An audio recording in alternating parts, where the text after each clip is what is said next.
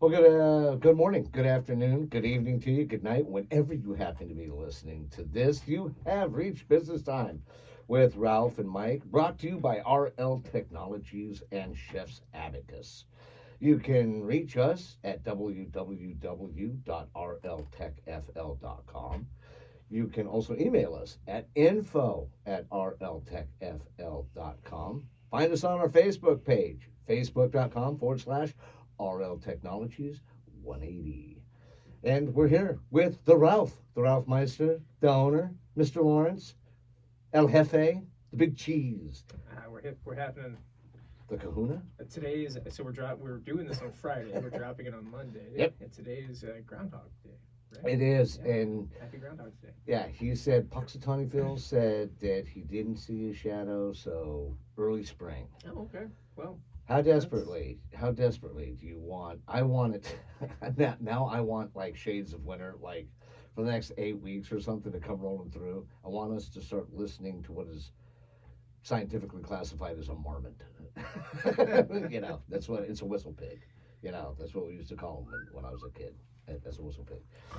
Yeah. So he looked like he was having fun. The whistle pig looked like he was having fun. it's just such an interesting concept of an event to me. I just where they get it, how they come to it. Yeah. Why do we still do that? I don't know. Um, But well, you do it now because Bill Murray put it in cement. He did the movie Groundhog Day. If you had to relive one day for the rest of your life, what day would it be?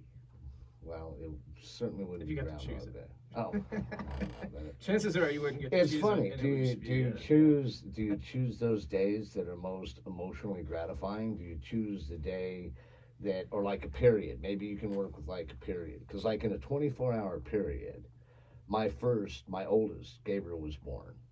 And within 24 hours of that birth, the Denver Broncos won their first Super Bowl Now, see, in San Diego. that would be an amazing time to go Yeah. back and relive. Halftime.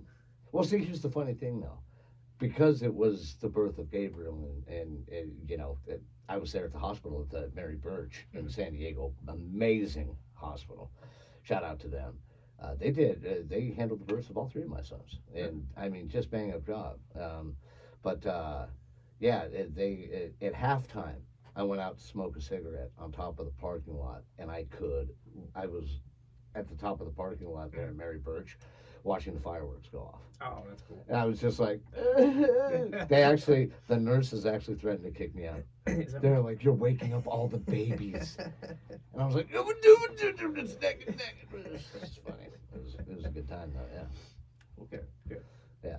So, but yeah, no, but I'm sure there are other people like, oh, I did, did you pick that cool thing? Do you pick that moment? Because what's funny is because my wife at the time, Lisa, she was basically out like a light, right? She had had a C-section, and she was exhausted, and so she's out like a light. I got the sleeping baby in my arms, right? And then I've got nurses, who I'm quickly irritating every second that passes. That moment was largely though spent by myself, and yet it was, just like you said, it's hard to beat that moment, and the next one would be the birth of my second son, Jacob. So I mean, I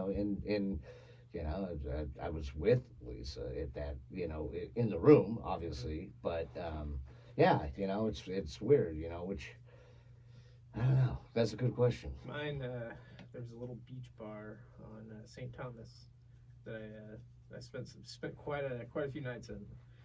I'd probably go back to that beach bar. I can remember most of mine. But anyhow. Yeah, but I digress. So, Yeah. happy Groundhog Day. Yeah, Happy February early 2nd. spring. And I'm praying for it though, dude. Because actually, the weather has been so amazing. Like, It has. Oh, it's man. been incredible. It's Perfect 60 at night. degrees outside right now. Yeah, and it's going to be 70 today. But tonight, 45 degrees. Boom. Boom. I mean, that's I love it. perfect. I love it. That's perfect.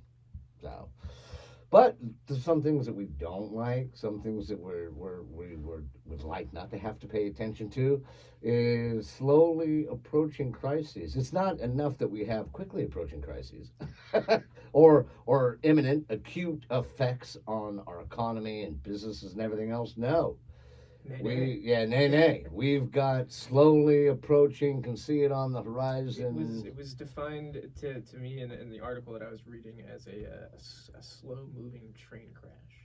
Yeah, Train wreck. train wreck. Slow moving train wreck. Like it's Okay. coming. You can't stop it.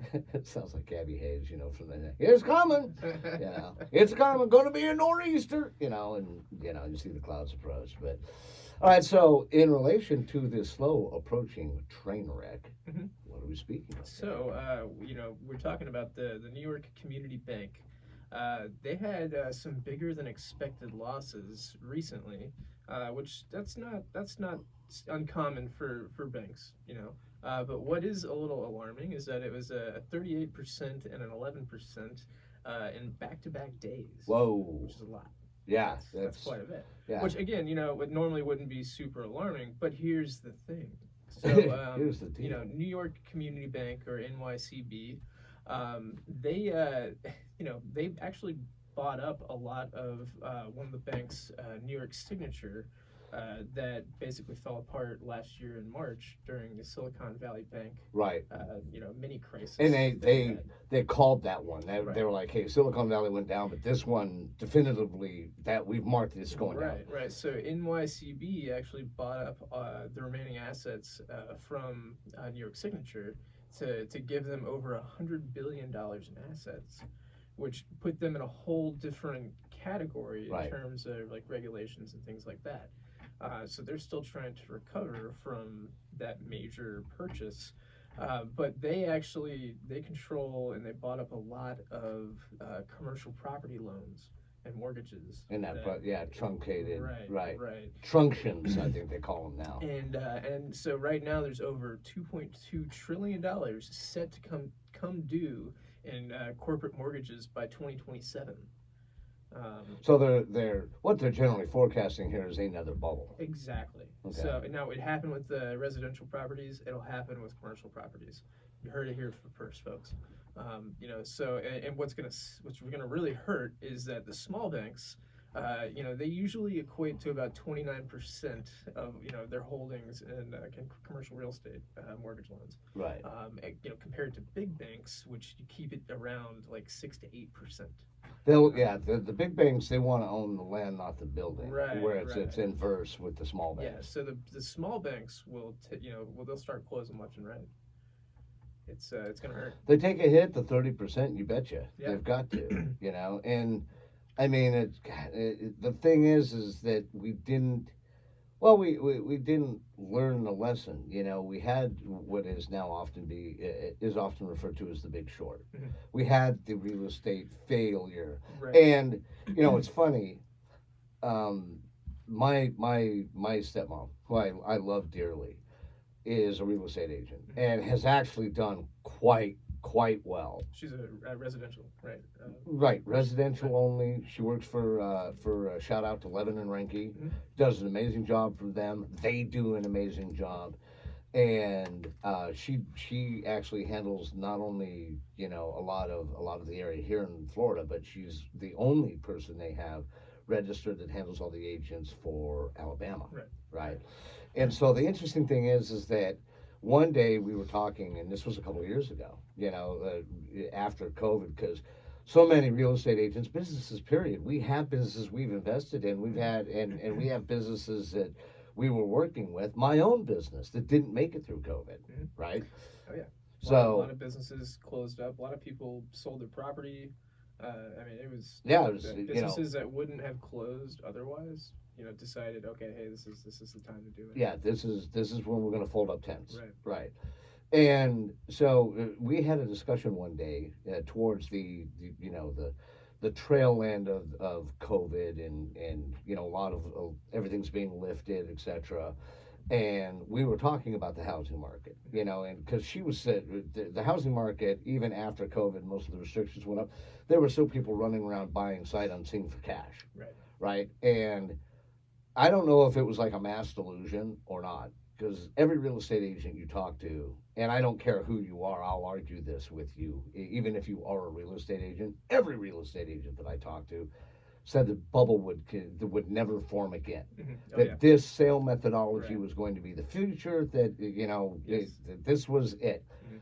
Real estate was now the official gold mine. And I told every real estate agent, including my stepmom, exactly. I was like, hey, you got 18 months in this, and it's gonna pop again. And where are we now? Real residential real estate, you can't give it away. Well, it's been on a steady decrease Yeah. for at least for at least the past year. That Right. I've seen.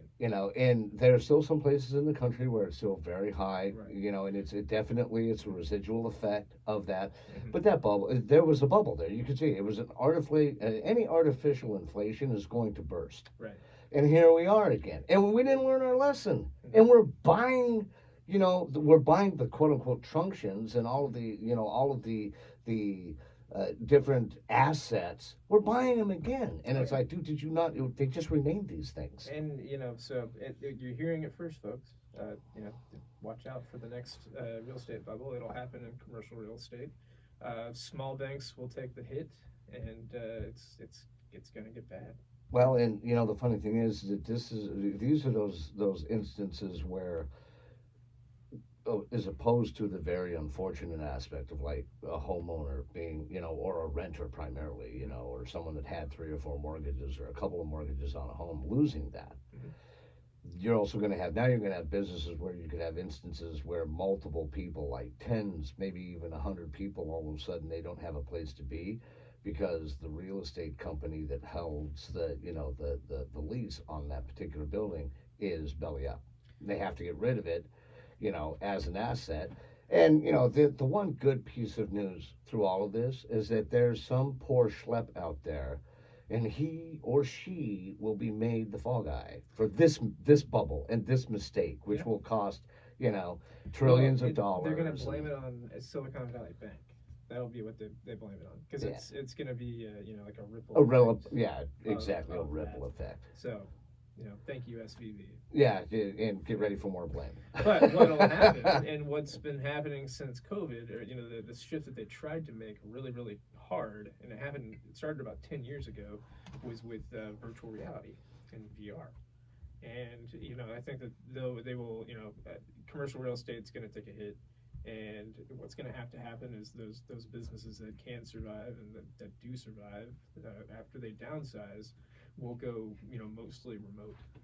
And a lot of places have already done that. We're seeing companies like Wayfair and Amazon and Facebook saying like, okay, no, we're going to start bringing our workforce back in. They have to. Yeah. But I think when this happens in the next couple of years, then VR, is going to be the shift that people have to move to. Well, and this is one of those areas where you and I are kind of diametrically opposed. I think that it will be industry specific, and I agree with all of the work and all of the money and the ease by which you can conduct yourself in the real estate environment. Yes, there is a real purpose to that, but it's virtual in the sense that you're going through the tour on your desktop. Mhm. Maybe it gets integrated with Google Glasses as they continue to improve or something like that, but they're not inside of the true VR industry like Oculus Rift, and Apple now has its new announcement of its product, which is Yes, their $4,000 VR Yeah. headset weighs and as much as the iPad 11. yeah, so now you've got an iPad strapped to your face. You're gonna look like a McDonald's kiosk walking around in your house. Talk about neck problems. Oh, I know, right? Jeez. Where's the lawsuits for that? I'm sure they've got money put aside for it. Well, what you do is you put it as part of your social media platforming, and then you can't get sued for it. But they're actually probably going to change that legislation now. And rightfully so. Thank goodness, And now that they've had the 3 wise men and the 1 wise woman up from the major social media companies, including Zuckerberg, who was up there talking to Congress about the sexual predators and what they allow and have allowed, and the blood that's on the hands of all of those people. And they had the opportunity to take care of it and to legislate and to build their platforms to protect people, and they didn't do it.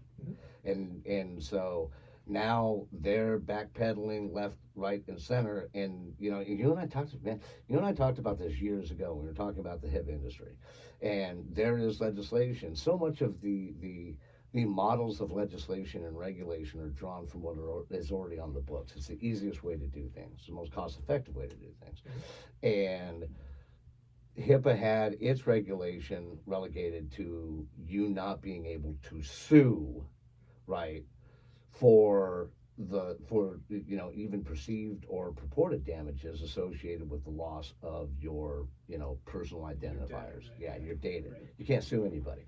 But then there were two companies, and in fact 3 lawsuits, and this was back in 2021. They were being pushed through anyway. Attorneys were like, okay, what we're going to do is we're going to modify the language so that we can initiate the lawsuit, and then we'll go from there. There is the same movement here. There's a state, and then there's a family, two different entities that are suing Facebook right now, and they're not supposed to be able to sue Facebook, but they're like, look, your negligence was so overbearing in this instant that we're going to sue you anyway. We'll have to see where those go, but one thing that it has done is it has definitely forced these companies back into looking at how it is that they're building their AI, Right. and how it is that they're presenting that AI to the world in their social media platforms. Virtual reality is part of that. It really is, and outside of the gaming community, which has got its own earmarks, within the confines of the industrial community, you just got to wonder, what does that look like? Because they tried, like, remember Walmart was trying to do its VR store when Amazon was like, well, what we're doing is we're actually building stores. Right. And then you have your Amazon account, and you're, boom, boom, you go and you get it. We've talked about that. You've actually seen one of those places. I have. But you've seen it. So Walmart, they've been working on I've seen a couple of videos of their virtual Walmart, and it's it's a dumpster fire. Yeah, but I mean, just like with everything, it all starts out clunky. Well, here's the thing, though. They'll eventually dial it in if it becomes if they find a good works case or whatever they call it, where they find a good application for it. Yeah. Problem is that I think that there will be those people that will want something like that, but right now they've simplified it about as much. You've simplified it down to a point where, like, you can order remotely, get what you want, what you want, someone will go get it, Uber driver won't pick it up, Right. drop it off the front door, right? And you can even go online. So you go online to the Walmart, Sam's Club store, and order it online, and subsequently, again, someone will come and pick it up. Virtual reality requires you to adorn things. I need my goggles, I need my gloves, or it won't work. The system won't work without those things. Right. So now you're dressing into something, and you're adding a technological hurdle so that if something doesn't work right, you and I both know. We've got people that are incredibly intelligent that we have worked with, and they don't know where the power button is on the computer. Sure. So Sure. not or you're dealing with a technical issue like you were, where you're on the phone with Toast for 5 hours to have someone. I posted that on our Facebook. I did. I saw that, by the way. Well done, sir. Well done. I guess the question here is, do you buy the newest version of Apple's headset? $4,000. $4,000, or do you buy $4,000 worth of red apples? Which, by the way, is 2,000 pounds, or 2,000 pounds a of ton. apples. It's a ton. It's a car. It's a Tesla. Well, it's a Prius. It's a Prius of apples. It's supposed to be as easy as pie. Yeah, which is 3.14. Yeah, 3.149 infinite integers. Apples are, you figured it out. Yeah, that with the ton of red apples, these are Red Delicious, right? Yes, Red Delicious apples. Delicious You can apples. make 666.666667 apple pies. How American is that? I don't know, but to solve it, you have to divide it by pi, interestingly enough. So it's all coming back now. It's an Illuminati thing. We're numerologists. We're going to originate a Pythagoras cult right here and keep moving forward. Several things on this. So number one, these companies have dumped a ridiculous amount of money into VR, but it's not a situation like it is with AI, Mhm. where we're seeing applications. So there's several individuals that we've been following in relation to AI for like the last 18 months, and the two individuals that have been they brought us the information about the wireless network, it being utilized by an AI to create an infrasound image. Yes. Same individuals Very that creepy. that Very found out that the listening time AIs needed to mimic our voices perfectly was now down to 3 seconds. Right. These are the guys, right? And they've been working together. I found out that I thought they'd only been, bouncing around together within the confines of this industry, this realm, for about, I don't know, like since 2017. Turns out it was like way back around 2009 when they were really looking at this, because woe to me, one of the individuals is the guy that invented the infinite scroll algorithm, Oh which wow. means, yeah, he's probably already going to technical HE double hockey sticks now. And I used to know a person that would just use darn instead of hell, and so he's going to technical darn, and so, but he didn't know. He was like, I had no idea what I was unleashing on the world, and you know they're gonna work with this AI, and you and I have talked about it. It's funny. I was like, well, until they get the feet fixed, and I was like, they need the omnidirectional Well, treadmill. and that was, hang on, I have that pulled up right Yeah. here. What is that called? The From Omni One VR platform is a 360-degree omnidirectional treadmill. Excuse me. right treadmill, Yeah. which is, Which it also costs $2,000. So you but got that's a whole $4,000. treadmill. You got a $4,000 headset, and you got a $2,000 treadmill. Well, and here's the thing. That's This is the other thing. So that I'll guarantee you will work with Oculus, will work with a number of VRs. I'll bet you it doesn't say right there that it's compatible with Apple, because only Apple is compatible with Apple. Right. And so that won't work with an iPad 11 strapped to your face. I don't know. I think it will, because I don't think it's actually. Oh no, connected to this is anything. a proprietary thing that Apple is always screwing people with. They're like, yeah, it works best with Apple products. You might be able to find a product that you'll be able to use headphone wise, etc. But what you really need to be buying are like the Apple earbuds. Well, it's not actually plugged into anything. It's just like. Well, it has to It be, just- it because just that holds makes the you- determination though of where you're moving in the virtual space. So it has that's to. the headset though. The headset. But if it's an Apple headset, that's the whole point. It has to integrate with the technology. That's not a standalone piece. It's a peripheral piece that integrates with the VR headset and the game. So that's the other thing. If they've invested, how many billions of dollars have they invested? I don't know how much Apple invested. I do know that Facebook invested or lost $16 billion Yeah. last year, in research and development on Meta, or the metaverse, excuse Right. me, which is also very Dude. interesting. And you know what? Side note to that, they also had a bunch of money, apparently, because they bought, was it 50 million shares in cash, and then they actually started paying their shareholders a quarterly dividend of 50 cents per share. Hmm. They're, All right. they're apparently they're flush with cash. They're doing well with the advertising. 'Cause Well, they're gonna, what they're gonna, they need to hold on to that cash, and maybe it's from news that's come in. Mark Jones, one of the senators that really hammered Meta, Right. about the sexual predator issue, is now saying that there should be a fund set up for anybody that has sustained injury and or death from this. Mhm. Facebook got to pay him. I mean, they've got the money to do it. Yeah, exactly. If you're worth, well, I think they're like $140 billion or something like that, and all of that. So yeah, there's more than enough money, and I get it that they're losing money, but the simple fact of the matter is that I think, for me anyway, I watched with bated breath, the VR push into the gaming industry. We know, and we're not getting blue here on the show, but we know anybody that's been technically adept over the last 20-25 years knows that there's two industries that actually drive market share and product development. That's pornography and gaming when you're in the tech world. It's just the way it is. Well, porn runs deep in terms of like what it's done for tech. Okay, I would stop using sentences that can be turned into titles. That's the first The, rule when we the talk about porn. first ever digital transaction ever facilitated was for porn. That's right. Online. So we see it in our industry. Yeah. We know that the That's why I say difference. it runs deep. Yeah. Pun intended. I apologize.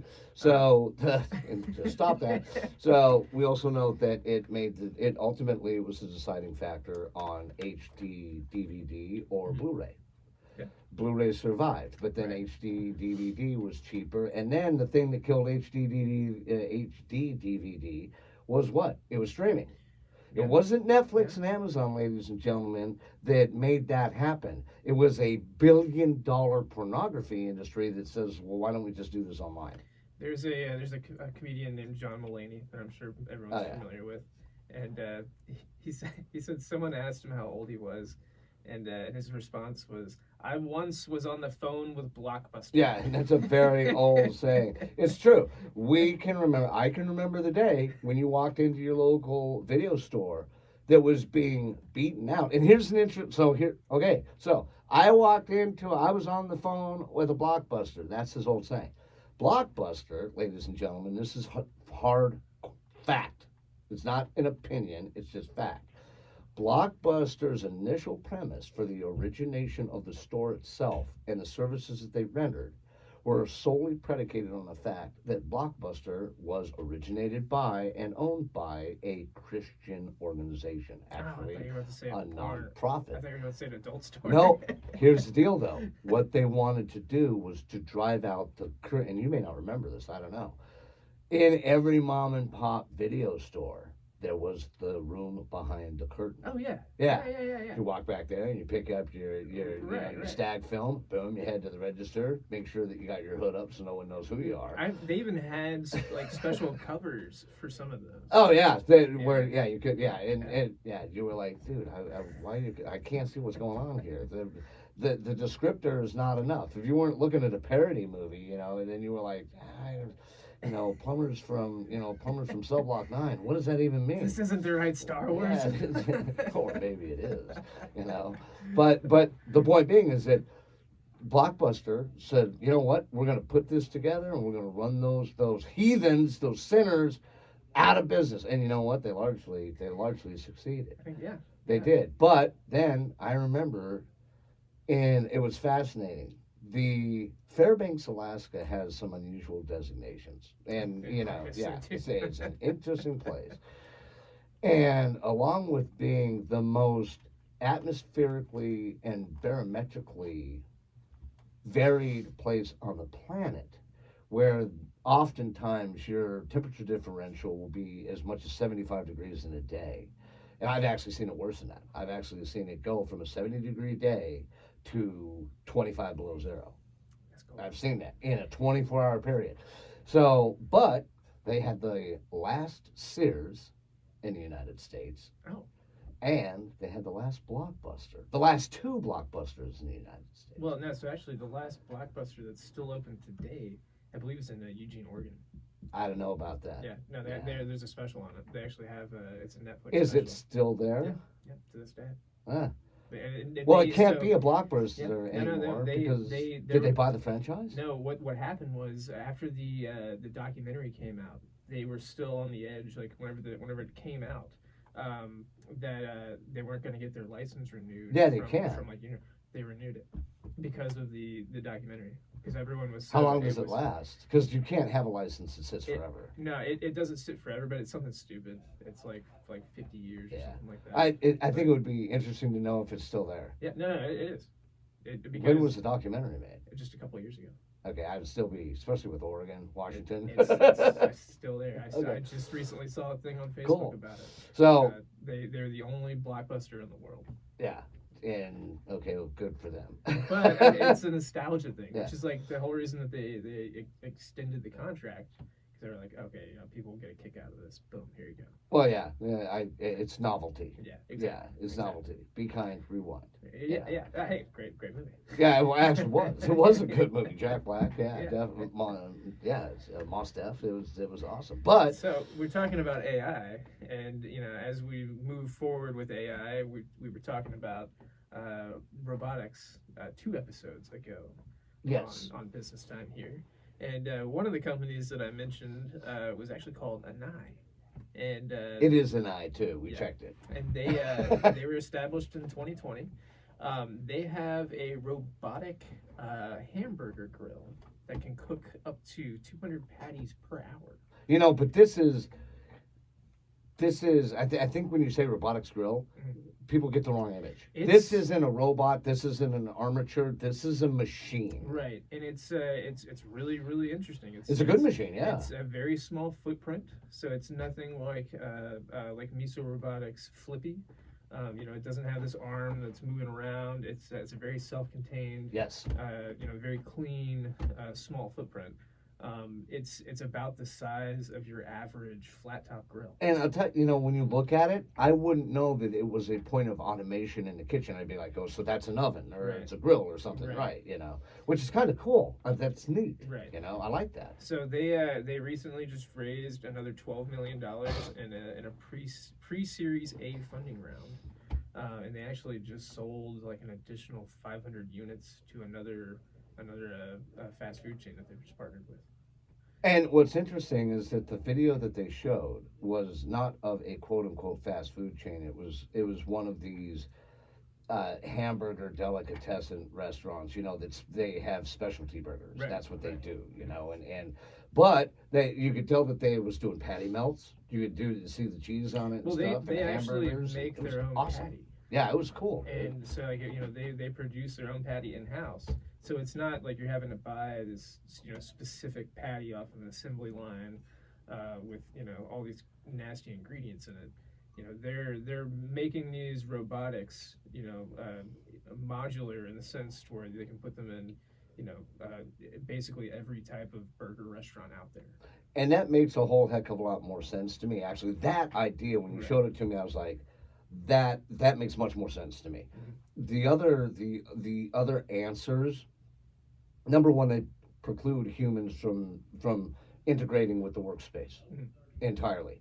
What's interesting is like this one, you have someone that is directly integrated with the workspace. Yeah. They have to be. No, there. you still have to have somebody there loading the machine, kind of keeping an eye on it because there is like a feeder process. It's very very contained, so it wouldn't take you're not sending someone to a school or a program to learn how to use this.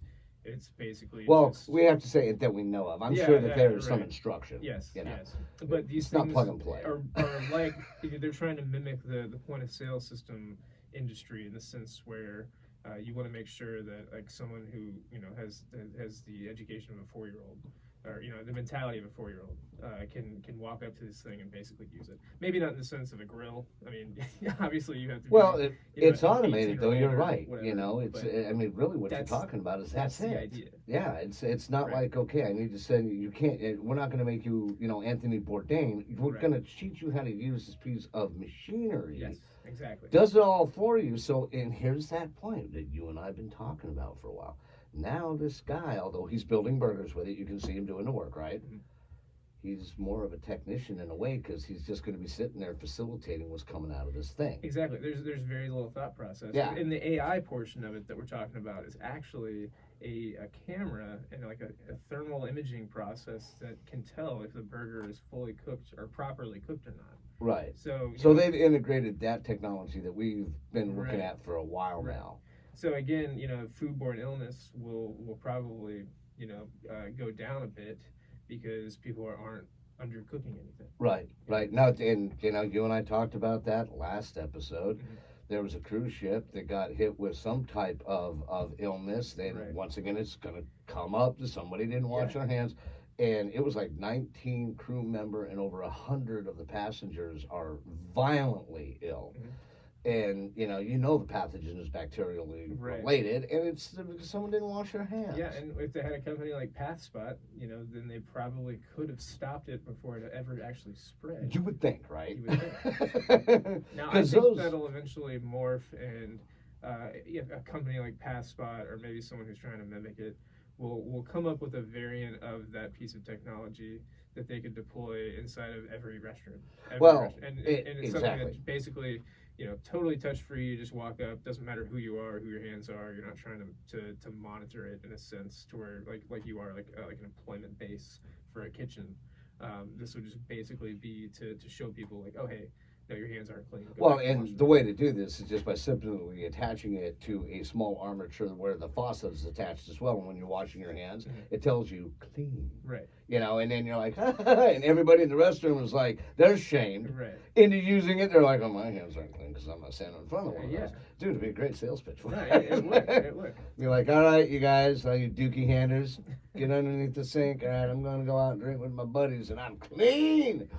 I can see that honestly happening because whenever you're like at a bar scene, etc., and you go into the restroom, there's that one guy that doesn't use the sink, and everybody stares at him and he's walking out of it. You know who that guy is. I personally think that we should bring back the bathroom attendant.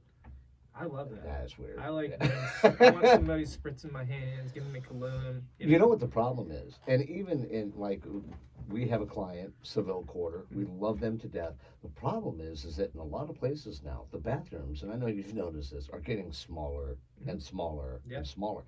Their south side bathroom, great, Mhm. no problems. Their north side bathroom, you can barely open the door to get into the stall, and then once you get into the stall, you can't drop trowel. I'm not a huge individual, and it's like you're gonna have to be somewhat Right. athletic to get up off of the toilet again. This is very true. But True. it's now granted the whole thing starts once you go in there and you got any part of the bathroom telling you that you're clean or unclean. Yeah, they're how do you handle that in the SJW world of today? Where you're like, hey, don't judge. It was like I wasn't judging. Yeah, just from just a purely scientific standpoint, he's unclean. He didn't wash his hands. We call He's him- not hygienic. We call them dookie hands. Yeah, we call them dookie hands, and then you get a free T-shirt every time you go into the restaurant. You don't wash your hands, you come out. I became dookie hands at Taco Bell, or something like that. Which is liable to happen anyway. But I agree with you where this technology that would have helped definitely could have mitigated the issue. Well, and what's really crazy to see is not even 2 years ago, you and I were sitting here, or I don't think you and I were sitting here talking about what I was talking about it with somebody else about how quickly robotics is going to enter this restaurant realm, like Right. with QSR and even down to the smaller mom and pop shops. And AR. And it's it's happening really quickly. Well, it's all of the technologies that are associated with it. I agree with you. The simple fact of the matter is that all of the advertising that we're dealing with right now in relation to, and they estimate right now that about 87% of all of the advertising that we ingest is done so when we are engaged with social media platforms. And it's highly attenuated to you, the person now. You Google something, you look at something, you do something, either on the phone or from the IP address, the public IP address of your router, boom, and it reaches out, and then all of a sudden you're flooded with all of these wonderful ideas. Mhm. It shows up on your news feed, CNN, MSNBC, Fox News, doesn't matter. You have to allow ads to view those now. Right. And when you view them, whatever you searched on Google last will be in the ad space. Mhm. Okay? That's not by accident, ladies and gentlemen. It's not a magic genie or anything else. And so right now, of that 84 or so percent in relation to the ad space that is being generated, about 40% of that, like 37 to 40% of it, is by AI. Mhm. Okay, and what's interesting is that they've broken the paradigm. It used to be more about complexity, coding, intuition, and it's Right, not now. right. Now it's like, okay, we're going to take and we're going to add, we're going to take $10 million and it just goes to computing power. And then we're going to take $100 million and it just goes to computing power. Now they've decided, instead of paying attention to the science, what we're going to do is we're just going to add horsepowers to it, and that is the most horrific thing that you can It's the really most do. American thing I've ever heard. And it is, right? It's like, Make it go fast. yeah, no, yeah, exactly. You know, it is. It's Tim Allen. You know, you know, big V8, yeah, petaflop. You know, and you're like, petaflop, awesome. You know, teraflop better. You know, but no, and it's like that race though, because they estimate that in 4 years, Mhm. every piece of advertisement that you're exposed to digitally, Mhm.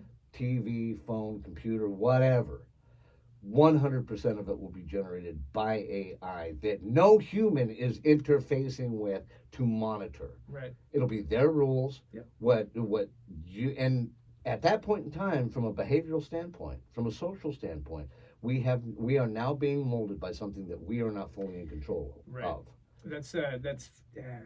That we're not 100% sure what its objective would be. And for Yeah. anyone that says, "Oh yes, we are," understand this. And what's funny is they went through our Google Dog that we explanation that we've worked through in relation to bad science. They hit on the MIT inventory, but they have done some other things in relation to some of the more scarier aspects of what you can now do with AI.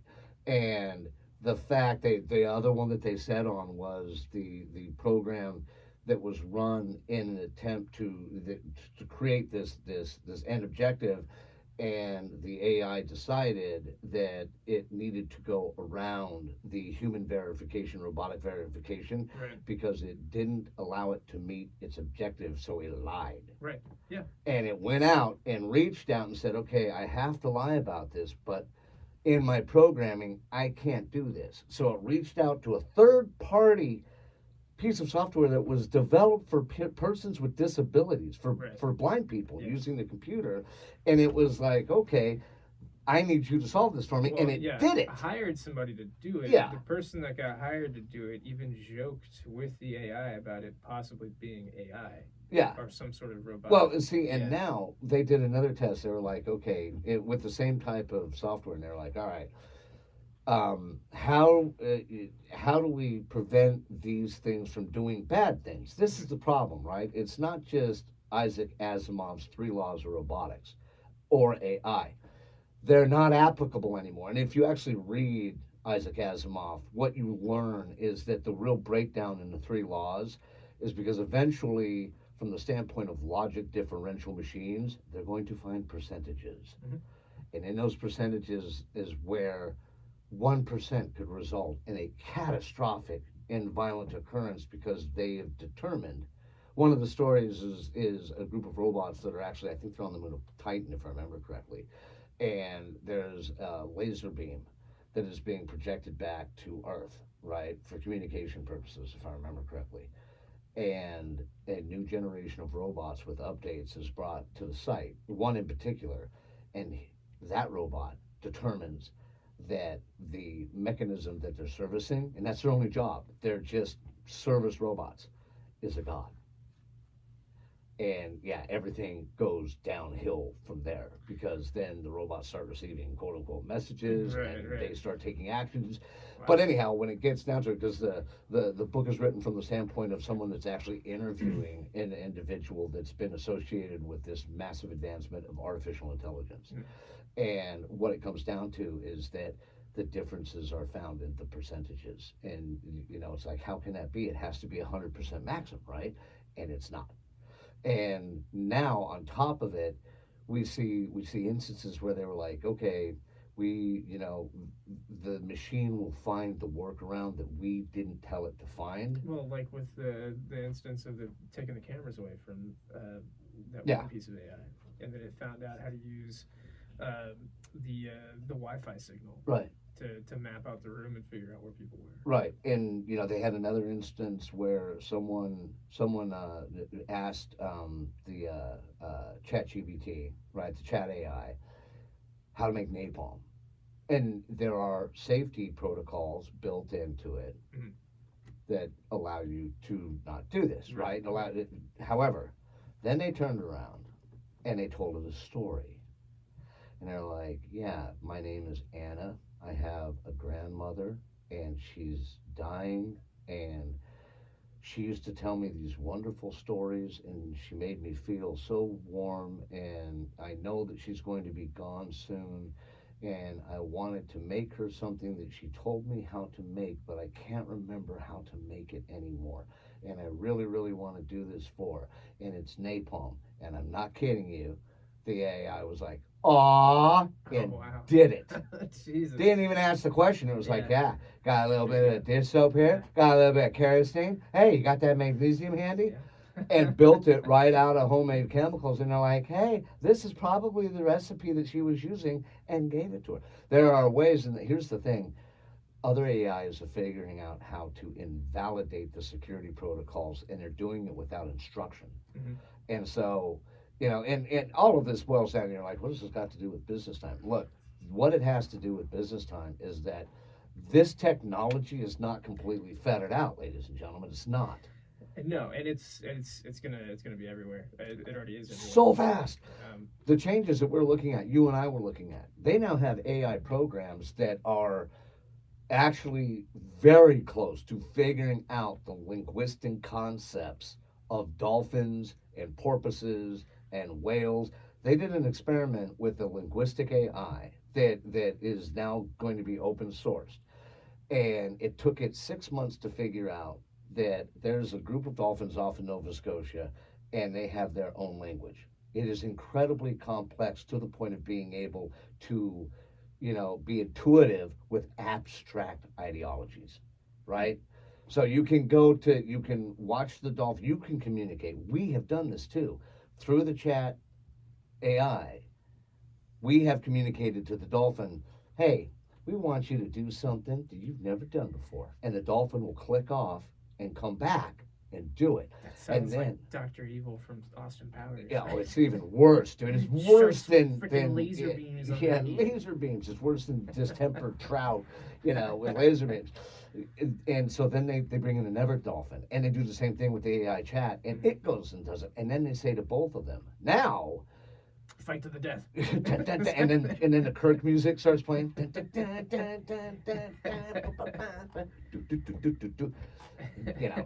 I agree with that. Can you find a rudimentary lathe? Sam Rockwell and Galaxy Quest. It's awesome. But so then they tell both the dolphins, together we want you to go and figure out something that you've never done before. Come back and do it. And Long division. they dude, and I'm telling you, they would, and that we're just learning that communication. So what they found out though, and this is where it really gets to depth, because we don't have right now the capability as human beings to create spontaneous anamorphic language sets where we're integrating Spanish and German and Chinese and English and Korean and Japanese Right. into what's called common speech, right? We don't do that. We're still too individualized from a cultural standpoint, right? And I don't know that we will ever be integrated in that. Some They did people it say in it's Louisiana, inevitable. Right? Don't they call it Kunas? I don't know. Well, they had an instance where they thought they actually saw that. They actually thought they saw it originating in Miami. Remember, we talked about that That's right. on our other Yeah, we podcast. did talk about Yeah, and they were like, "Oh, we have an instance of this," and then it died off, and they were like, "I guess we don't have an instance of this." So they're working with this AI. They're working with the dolphins. There's another up near Nova Scotia. Well, there's another mammal up there, a marine mammal, in fake killer whale. It's literally its name. Yeah, I think it's more closely related to the pilot whale, actually, and it does. It looks similar. It has black and white on it, and they're like, killer whale, and then you turn out not a killer whale. So they're like, fake killer whale, and that the name sticks, unfortunately. So the folk killer whale and these dolphins come together once a year, right off the coast. I think it's Nova Scotia, if I remember correctly, to hunt king mackerel and the like, right? And so when they come together, instead of being like, "Hey, this is our turf," when you're a jet, you're a jet, you're a jet, then they go through the whole West Side Story, and they got switchblades all of a sudden. And you're like, dude, how do marine mammals get switchblade openings with their fins? I don't know. How are they even holding on to it? Yeah, we so haven't explored the there's entire ocean. yeah, So blowhole extension thing. And anything is possible. yeah, it's UFOs. So anyhow, instead of having difficulty learning each other's speech, These marine mammals have figured out a common speech that they both speak, but only when they come together once a year to hunt in this hunting ground. That's it. I believe it.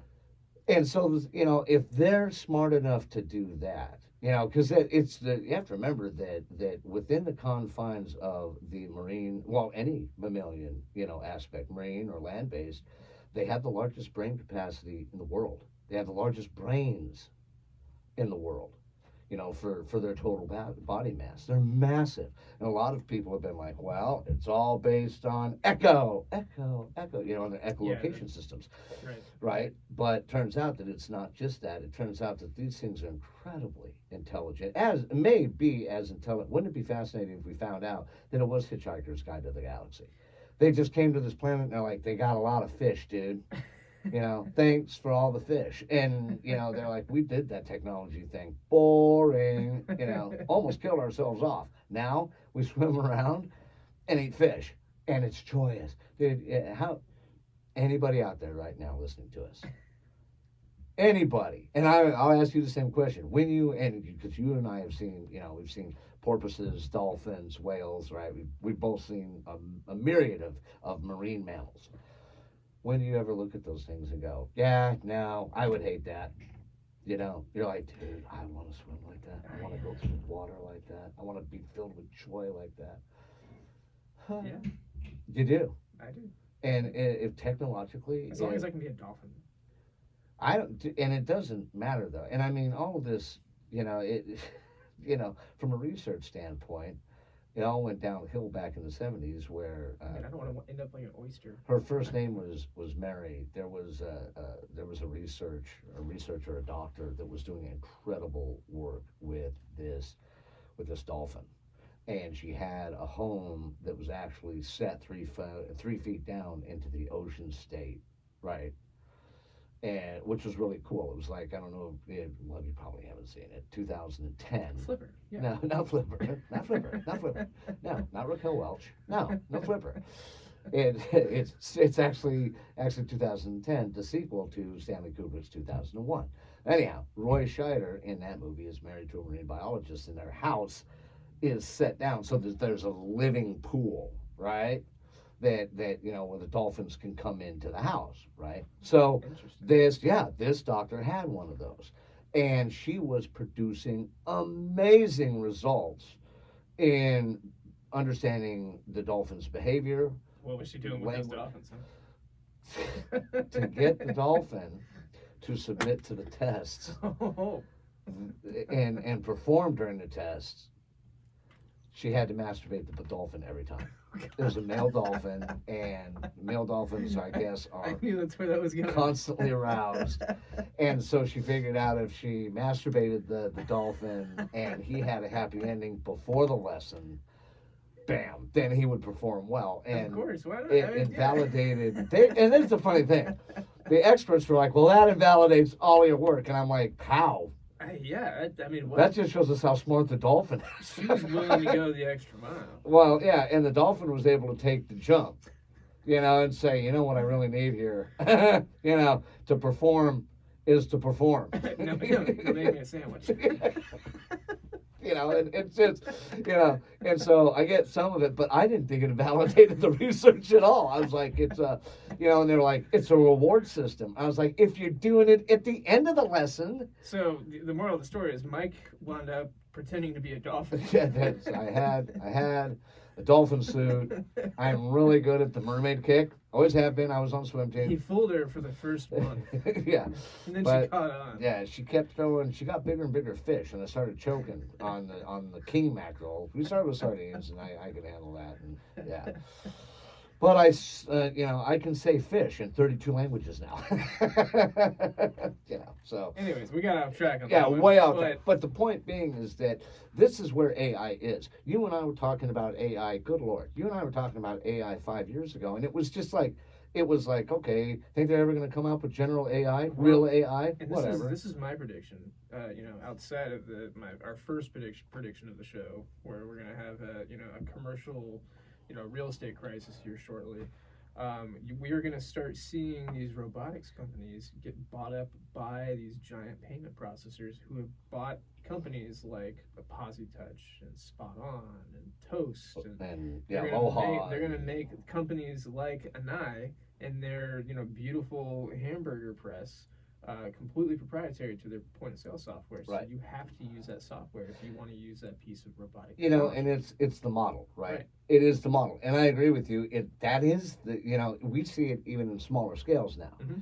and it is the model, and it's unfortunate, and you hate to you you hate to you hate to rule in hell rather than serve on earth kind of thing, right? Right. You're like, it's a damned if you do and damned if you don't. You want the agnostic system, but even ourselves, in relation to some of the industries in the unattended market that we're getting into, the business model that we're not necessarily following, but the people that we're doing business are following, is that model. Right. If you want to use this machine, these are the services that you have to pay for. It's Right. all SaaS based. Yes. Well, and I You know. guarantee you that this that their integrated software is probably a monthly fee. Yeah. Oh, yeah. There's the I SaaS for it. guarantee it. So with the point of sale companies buying them up, what they'll do is they'll wrap all of those fees into what your monthly fees for the software that comes for the point of sale, because it's all going to have to be integrated at some point. I mean, you can buy these machines and have them run independently and still have somebody walk up and put the order in or whatever. But the whole idea is to remove the people from the kitchen. And see, and that's where it's going to come down to. What's funny about that is you and I have talked about it, and this is one more inference where I can definitely see a stratification level where we have all of the automated, anything to do with mechanistics or automation or mecha, bam, it's in this segment and it has this customer base. Everything else is we have our own garden and we pick our own vegetables and we raise our own cow and we have human servers.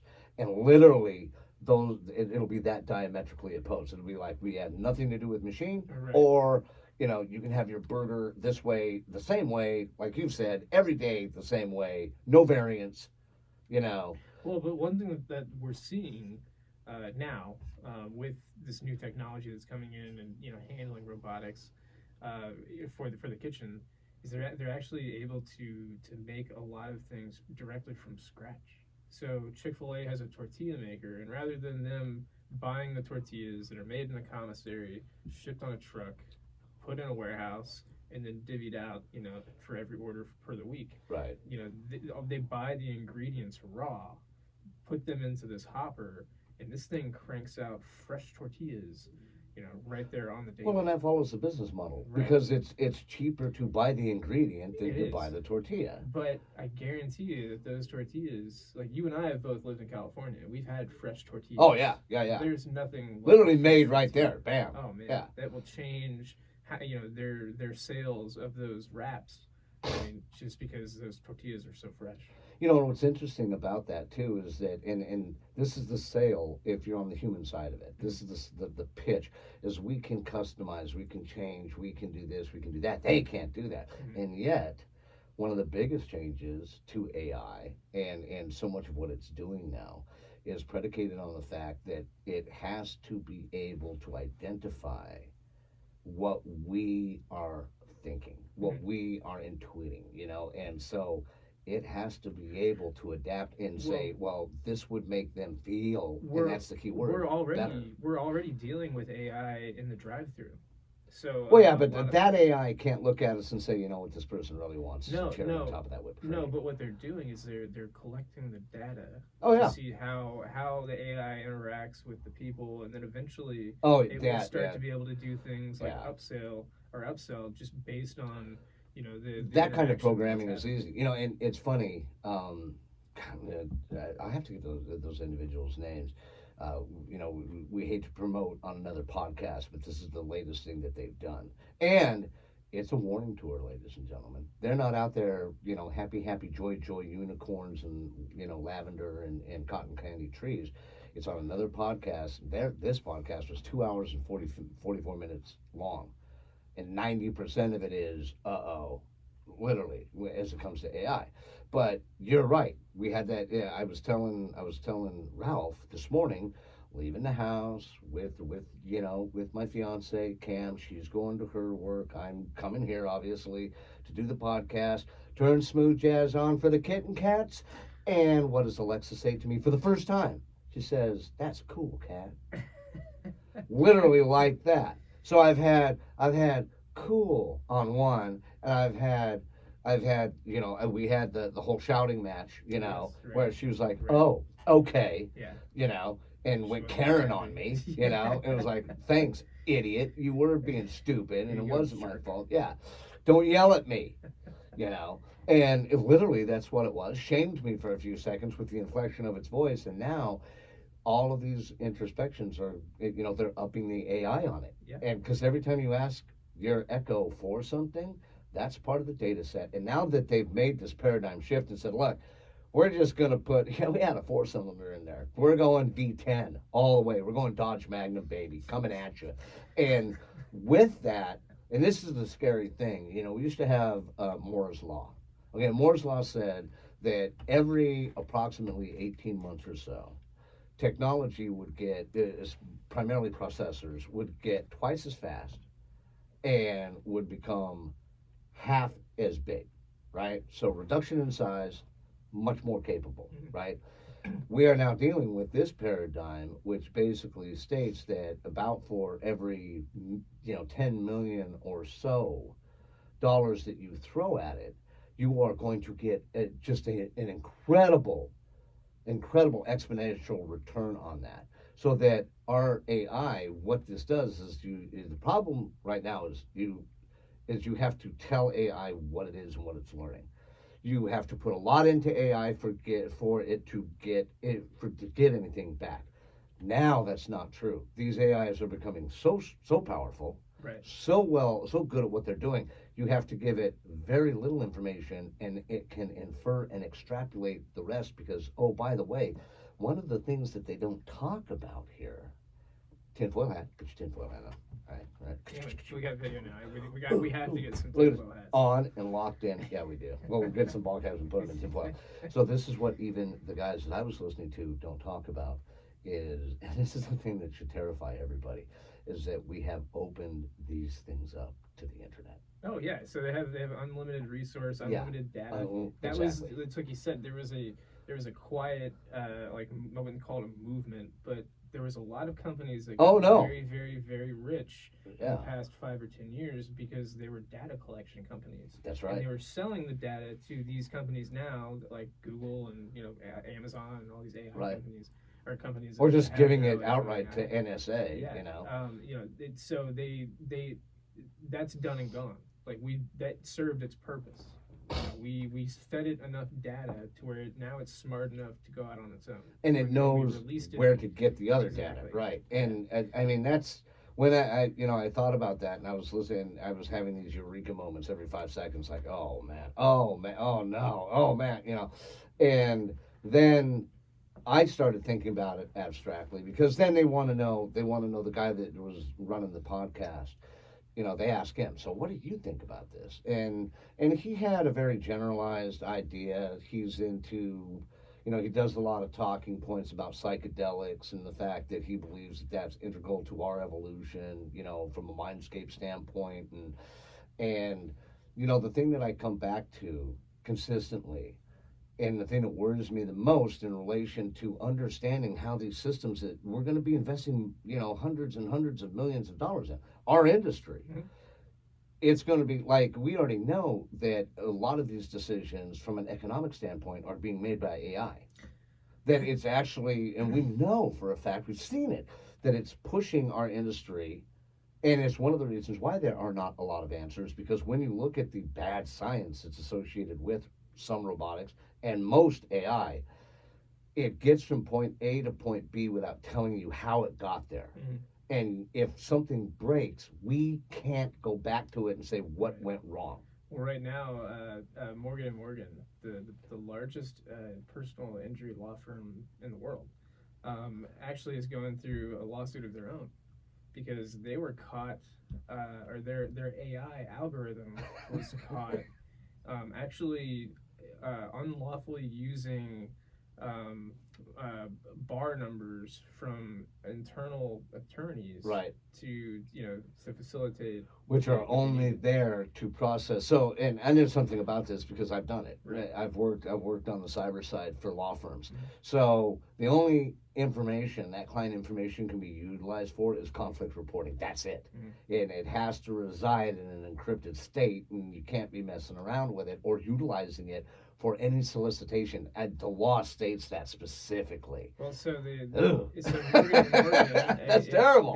they're no longer owned by Mr. John Morgan. Oh. He actually sold the company to 4 or 5 Oh, that's right. You tech talked about it. owners, That's and right. they owned obviously an AI algorithm, and they bought the company. Well, they actually got in trouble and had to go to law school and get their law degree because they had all purchased this business, this law firm, and none of them were attorneys.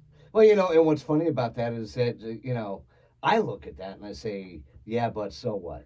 When most people, if you talk to them, you're like, okay, the first owner of MTV, the first majority, shareholder was the comedian Gilbert Gottfried. Right. He put up the majority of the money for MTV.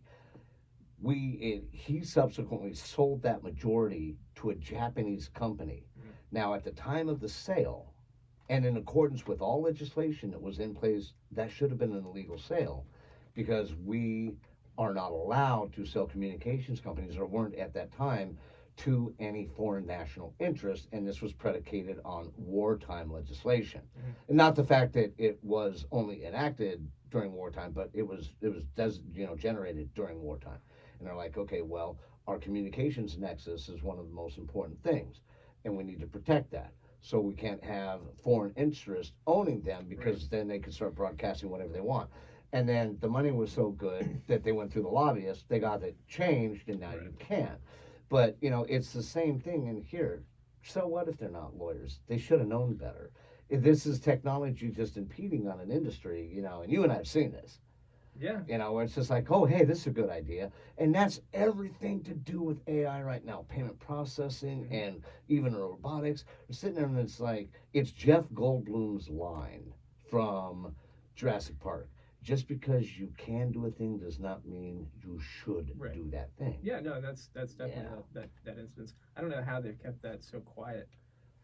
Yeah, I read a story about it. You read a story about it, and that was about it. Yeah, Yeah. and you're like, wait a minute. And now, if and I've seen it on Facebook and I've seen it on Instagram. Oh, and YouTube. I've seen one of them on YouTube. Um, there are a couple of YouTube channels that I subscribe to because I like white noise in the background, like when I'm doing, if I'm programming for us or if I'm logoing for us or even writing for us. Oftentimes, I will have additional white noise in the background. And it's not just music. It might be an audio book, might be a YouTube video. But when it's like a YouTube video, then it's usually like wartime stories, bedtime stories. I like the sound of the voices and etc. And so when I'm working through that process, I'll see these ads come up sometimes. And there's one ad that keeps flashing. I don't know why this is, but it's an ad for an AI platform that you log into if you get into an accident, and legally this is binding. They guarantee that within 72 hours you will receive the maximum settlement that you could have for your case. Dude, I've been That's you a and I bold statement. you and I have both been through this process in Yeah. relation to car accidents and insurance companies. Right. You're talking 12 months of litigation minimum, Oh, even yeah. if you don't go to court. Exactly. You're talking 12 months mediation. Oh, I've never seen it happen quicker, and Yeah. I've been in quite a few accidents. And Not all my fault. Just Look, saying. Just not all my fault. let's preface that. I've done a lot of driving in my time. Yeah, that or being hit while not driving. Yeah. No, I got a few stop signs. Yeah, you're very familiar with stop signs. Yes. We'll say that. Yeah. But in those and in those situations, nobody came to you with an AI and said, "Oh, yeah, we're gonna have this." What if what do all the attorneys tell you in that instance? It's a process. Oh, it's and actually, I had to Yeah. fire. I've had to fire 2 attorneys in mid-process, which just drug Quite. it out like another 8 months. Yeah, because I they think one of just them- weren't. One of them took 2 years. Yeah, and they stopped doing things. Yeah. And what they start banging away on is once you reach a certain point in the settlement mediation, then each side has 30 days to respond. Right. And so I can say, no, he wants another $500. And it takes 30 days to send that off, right? 30 days for them to respond back to you. So it's really a 60-day clock on everything that happens. Because then you've got 30 days to answer. I told my attorney, and actually my attorneys were not Morgan Morgan, it was Papantonio Levin. Oh, Levin Papantonio. Yeah, Levin Papantonio. Local attorney here in town. Yeah, and actually they're dealing with the and dude, no news on this. Just get all right, tinfoil hat back on, locked in. No news on that. What happened to all the news related to the lawsuits of the Marines affected by the bad water at Camp Lejeune? Have you heard another single thing about that? No, I saw quite a few advertisements on online and on TV about it. Yeah, but then it went away. Yeah, They haven't talked about that in 8 months, 9 months, easy. Well, Yeah, like find you out. said, it's they're still litigating it. I'm sure, you know. Very interesting though, because I mean, yeah, that's because they were advertising for Marines, taking it in contact with them. They're allowed to do that by law, but then I don't know what came of it. In fact, there was a malpractice case in my family. We're still trying to get looked at, but they wouldn't take it because they literally were like, yeah, we have this going on. I was like, oh yeah, I was in your office, finalizing my deal when you guys had started that. And they're like, yeah, we can't touch anything else. This is going to be everything that they do. And one of the largest law firms in the entire southeastern United States, and so it was going to bog them down. But I found it interesting when I saw that ad, and I'm like, AI law, what? This isn't a real good idea. AI will touch every aspect of our life, and then some. It will. No, because, and this is what I think that, for our listeners, especially business owners, understand that the AI that we are going to be dealing with was born, when you're talking about any type of virus, malware, etc., the 0-day vulnerability is based in its root code. And so when you're talking about the development of something like AI, its purpose is also largely predicated by its root code. What was it developed to do? Right. And 90% of the AIs that you're going to be dealing with in relation to your ability to buy things, what you should buy, management procedures to run restaurants, etc. Remember that all of it was developed to be nothing more than a dopamine button for social media. Remember that. Because it's true. Don't give it some altruistic, envision. Oh no, it was for the greater good. The greater good. It wasn't hot fuzz. Okay, it wasn't. What it was. This is all about money and getting you to do clicks. And deep down inside of that AI, it's the same thing, brother. It's just it's not going to go away. And so remember that it wants you to come to a result. Because ultimately, no matter what the AI is telling you, it's in for itself in relation to its outcome because it wants to make money.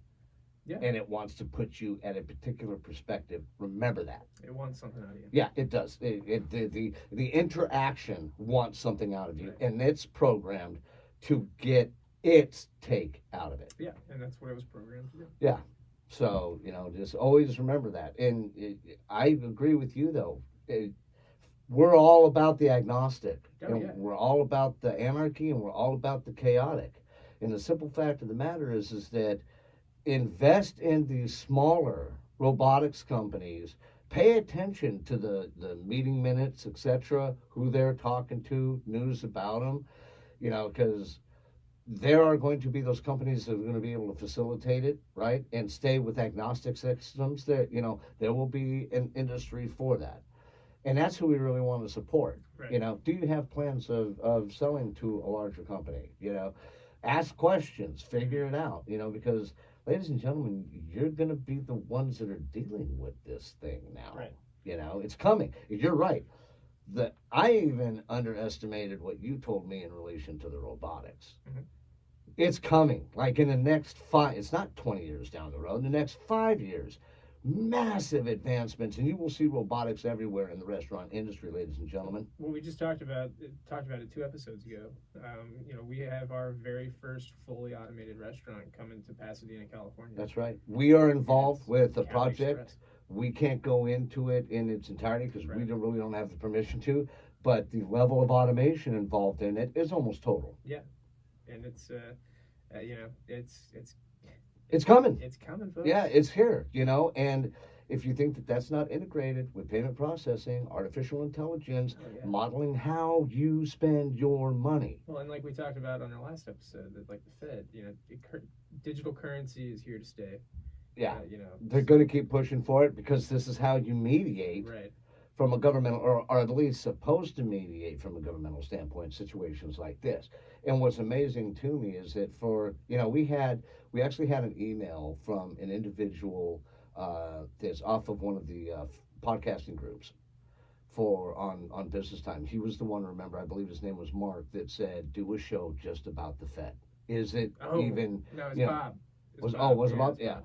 And Shout out is to it even needed? And I would say because of their lack of modeling, and if they are using modeling, algorithm modeling, they've been wrong. They've been wrong Well, so often it's not even Janet funny. Yellen was actually just interviewed not too long ago saying, and I quote, "The Fed is not there to lower prices." Yeah, it's there to affect inflation Yeah. and to keep our economy at a base level where it's affordable to facilitate all of the needs of the American people. That's what that's what a political statement. Prices aren't going to go down. Is basically what she was We're, saying. we're not here. Yeah. What an arrogant, that's Yeah. like Apple making their new VR system a $4,000 system. How dare you? Yeah. The best VR system in the world was Oculus Rift, and you could buy it with all of its bells and whistles for about $1,200. Mhm. And then Apple, just because it's got an Apple on it, it's like, oh yeah, it's going to cost you $4, man.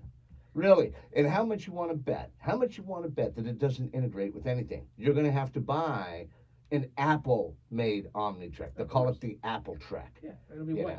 Yeah, and it'll spin around, Right. and it won't work half the time, and its memory will fail instantly, and the battery paddle will be throttled. And welcome to today, ladies and gentlemen. And that's why, hey, if you want to use what has from the tech industry, just tech industry, has been referred to as the AK-47 of platforms, technically, which is Apple. Okay, everybody raves about Apple, and everybody raves about Macs, and it's just the people that use it because it makes for a stupid user. Yes. Okay, you can't get into it, so you just use the program. Right. That's why when you move to Android, you move to Windows-based systems. Now granted, you can code for both. And that makes the coders the most important people in the world technologically right now. I feel, because they are the ones that can build the walls and the programs around both. Build the wall. Yeah. But hey, right now you can do it. Just if you're on a Mac and you do it, it may take a specific iOS to do it, and they'll make sure that is obsolete. The wall is obsolete in a year. So 18 months. 18 months about that. Yeah. So how dare you? Yeah, you're obsoleting our phones at 18-month intervals, and now your new VR system. Google is giving us a pair of glasses. Here's your glasses. We don't want virtual reality. We want augmented reality. We want you in your living space and seeing things that are, the glasses are producing that are enhancing you in your living space. And now we got them that can play sounds and music, right? And what is Apple doing? Now plug in, stay home, go Apple. And that's it.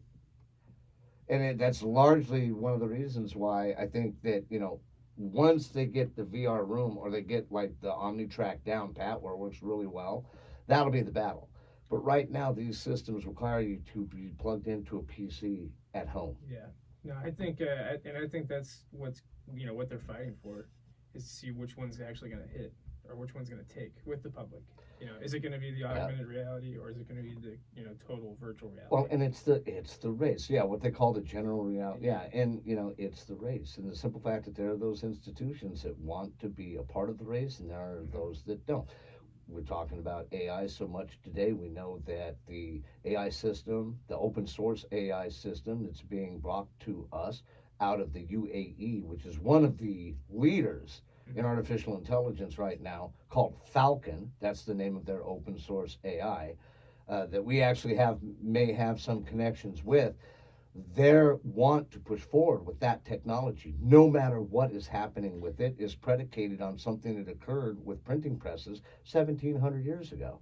They recognized that they didn't go to printing presses, that from a religious standpoint, they were told, we have to continue to write. And they couldn't disseminate information like everybody else could, and technologically, it put them behind. Yeah. The average, right now, the average belief, and I know from a lot of things, they're catching up very quickly. You know this, we've seen it, but they're still 700 years behind in a lot of aspects. Now, their oil money allows them to play catch up in this technological endeavor right now, and they're going to be pushing that Falcon open source AI. They'll eventually surpass us, but it's because of the oil money. You know, That's they've got- well, they've and got that's they've got the bankroll to do it. that's predicated right on the currency Right. that they end up utilizing. If it becomes a digital currency, the biggest thing that's eventually going to hit is what it's backed by. Yes. And since Bitcoin can facilitate itself now and doesn't need an association with the pound or the US dollar or anything else, that's what we're going to end up dealing with, because we're no longer backing our currency with gold. Right. You know, there's no more gold standard. It's gone. It was 72. Bye-bye. No, Yeah. you know, and with it should have gone the Federal Reserve. Yeah. You know, so all right, get rid of the Fed, etc. Can we get rid of the IRS too? Yeah, I don't know. You know, well, here's a question. For all of those labor-intensive social programs that are being pushed out there, for all of those government jobs that are being pushed out there, does it not make sense to save money with the federal government and put artificial intelligence in charge of something that is actually as relativistically simple as numbers? With the IRS, what are we still doing with an Internal Revenue Service that's manned by anybody? That's a good question. If you're pushing for it, why not just go? Take the plunge. Take the ice plunge. Pull the trigger. That's right. Go AI. Pull the lever. There are no safe days. Look, Mom, this is the I can get out when the submarine goes hatch. You know, that whole thing. But, you know, it's one of those deals where that's a numerical value. Why is it not being handled by AI, Mr. Biden? Why? Why? It's the age-old question. The age-old question. Yeah, Why? stop screwing around with agriculture. Yeah. Stop screwing, you know, in defense, etc., and worrying about something you don't understand and none of your people understand. Just point it at numbers. Think of the amount of work that would get done. Then when that jobs market, which is what it is, it's a jobs market for accountants and attorneys. Yeah. That would go away so fast. Well, think of the money that would be saved too. Yes. Incredible. It would be incredible. So, you know, we're talking incredible today, and we're talking about a myriad of things. We got anything coming up here in future tense? Well, we want to talk about life cycle. Hey, life cycle. So we've been taking. I've been taking this mushroom extract. He's supposed to get me mine. I think he's doing so well now, ladies and gentlemen. He's holding back. Well, I think we got a Wizard yeah, of Oz I'm type a little situation. afraid of how good you're gonna feel. Yeah, see, yeah, I mean, that my 50-year-old behind might start surpassing things. No, I've gone through my first entire package of everything, and God, I feel amazing. It's good stuff. Check it out, folks. It's a mushroom extract. They have cordyceps, chaga, lion's manes, reishi, and shiitake. Outstanding. All have different benefits. All really good for you. Check them out. I've heard you talk about the lion's mane Yeah, a lot. I love that idea. My brain is going Yeah, my crazy. brain. Brain power. So where can we find Life Cycle? Lifecycle.com. Oh. That's LIFECYKEL. With a K. .com. Okay. If you go to your checkout and you're checking things out, use our promo code BusinessTime1, all one word. It's the number 1, and you'll get an additional 10% off at checkout. So we're gonna make them feel better, think better, just live a better life, and we're giving them a discount. Boom, bing, bang, boom. Why don't you sign that contract?